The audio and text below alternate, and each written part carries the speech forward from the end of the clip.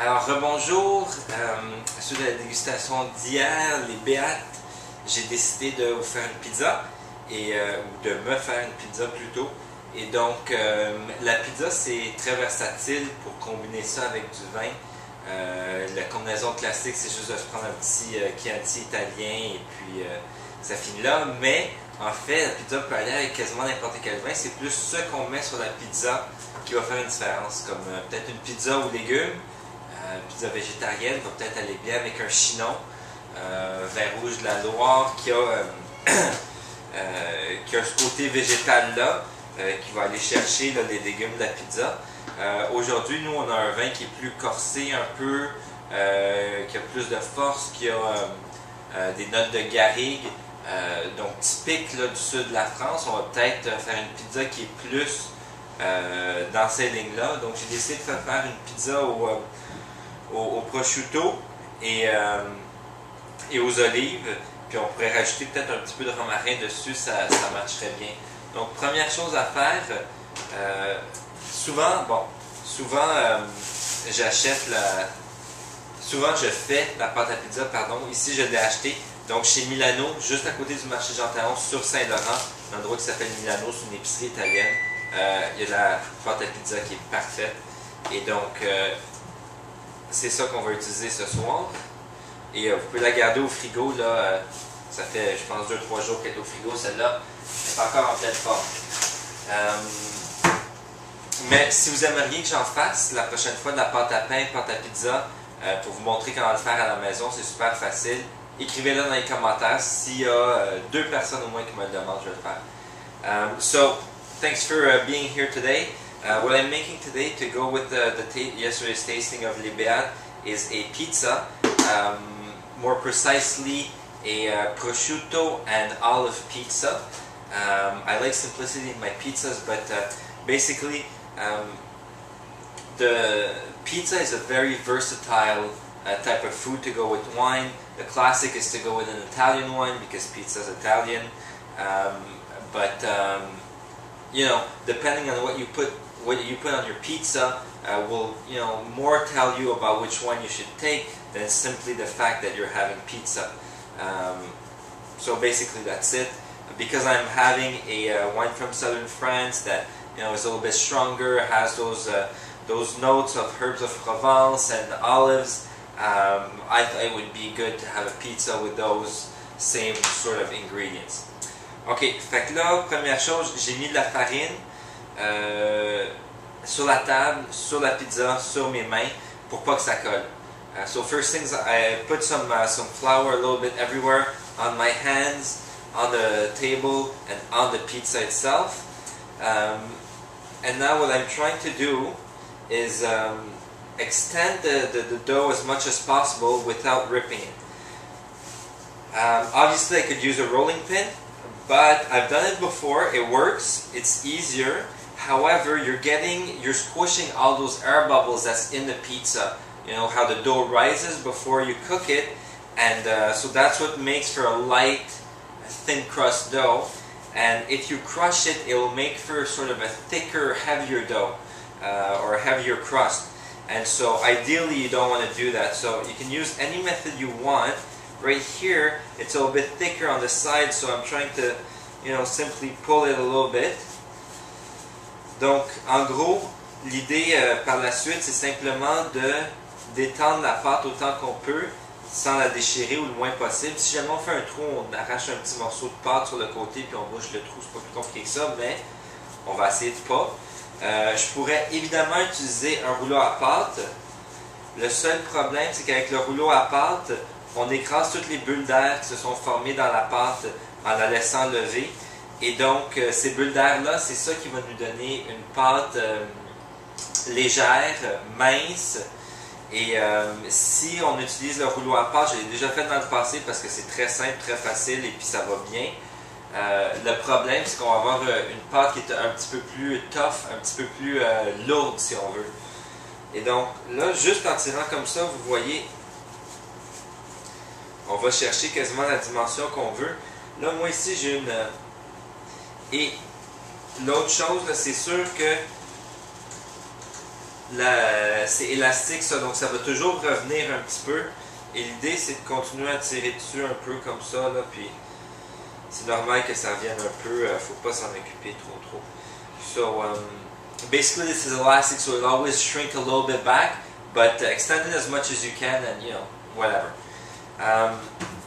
Maintenant, moi j'utilise une plaque qui est faite exprès pour la pizza avec des petits trous pour que ça puisse aérer.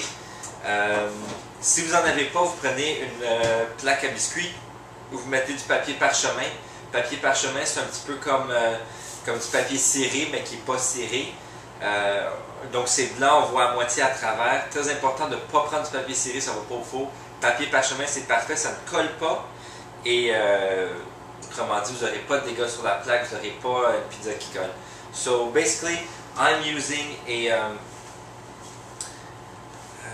dish that's made especially to bake pizzas.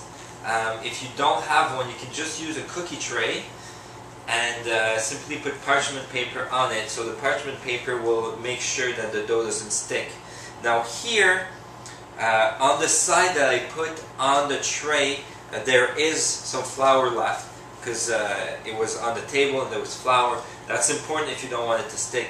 Donc j'ai encore une mince couche de farine sous la pâte, donc pour m'assurer que ça ne colle pas sur ma plaque ici. Donc ça c'est important. Maintenant, sauce tomate. Donc ça je l'ai faite moi-même, mais vous pouvez prendre n'importe quelle sauce tomate que vous aimez. Maintenant, faire de la sauce tomate, là, que ce soit pour les pâtes, pour la pizza, pour n'importe quel plat, vous devriez tout le temps honnêtement la faire vous-même, c'est super facile. On prend des... là je l'ai fait hier, fait que je ne vous montrerai pas comment le faire maintenant, là. Mais on prend une canne de tomates entières. Moi j'aime bien utiliser les tomates entières, donc prendre une canne de tomates entières, ben, plus qu'une, 2, 3 en fait, parce que vous êtes mieux d'en faire plein et de la congeler par la suite. Donc, de l'ail, on écrase, on coupe de l'ail, on le met dans un chaudron avec de l'huile d'olive un peu, on va faire revenir avec 1 ou 2 oignons. Par la suite, une fois que ça a revenu un petit peu, on rajoute les cannes de tomates entières. Vous pouvez les écraser avec les mains pour les défaire en plus petits morceaux. Et donc, une fois que tout ça est dans la marmite, vous laissez mijoter à feu moyen ou doux pendant 45 minutes, 30 minutes à 1 heure en fait. Et par la suite, ça va être fini. Vous rajoutez sel, poivre, des herbes, n'importe quelle herbe. Moi, j'aime bien mettre de l'origan dedans, mais ça, c'est personnel. Et ça vous ferait votre sauce tomate qui est la base de tout. Par la suite, moi, je prends un broyeur à main. Je vais vous montrer ce que je veux dire par là. Mais vous pourriez prendre un broyeur normal, mais si vous avez un truc comme ça, ça va super bien. Là, on fait juste écraser puis tout broyer directement dans la casserole. Mais c'est pas nécessaire. Si vous aimez ça avec des gros morceaux de tomate qui restent, là, vous le laissez comme ça. Donc j'ai tendu de la sauce tomate. J'en ai pas trop mis parce que si on en met trop à ce point-ci, la pâte va rester mouillée et ben, ça cuira pas. Et deuxièmement, ça risque de coller après la plaque. Donc en tant que fromage, j'utilise 2 fromages. Et puis là, vous utilisez les fromages que vous aimez, en fait, c'est pas plus compliqué que ça. Mais ici, j'ai du mozzarella et j'ai un peu de cheddar fort. Le cheddar va lui donner plus le goût, le mozzarella va lui donner la consistance. Fromage à pizza qu'ils utilisent partout dans les restos, c'est du mozzarella. Donc, pour avoir cette consistance-là de pizza, de fromage à pizza plutôt, c'est le mozzarella. Donc, je mets un petit peu de ça un peu partout. Par la suite, le jambon de Bayonne et les olives, je vais les rajouter plus tard. Donc là, j'ai préchauffé mon four à 425. Je vais mettre la pizza au four pendant 10 minutes sur la plaque du bas pour être sûr que le dessous cuise. Si vous avez un four à convection, c'est moins grave. Vous mettez convection, vous pouvez le mettre un peu n'importe où, ça ne change rien. Moi, j'en ai pas. Donc, on met sur la plaque du bas 10 minutes.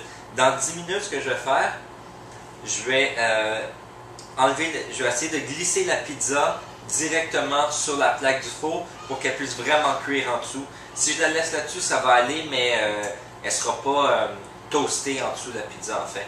Et donc, je vais faire ça. Et ensuite, donc ça, 10 minutes de cuisson, on met la pizza directement. un autre 10 minutes de cuisson, puis là les 10 dernières minutes, je vais rajouter le bayonne et les olives pour finir la cuisson. So basically what I was just saying is I put some tomato sauce down here,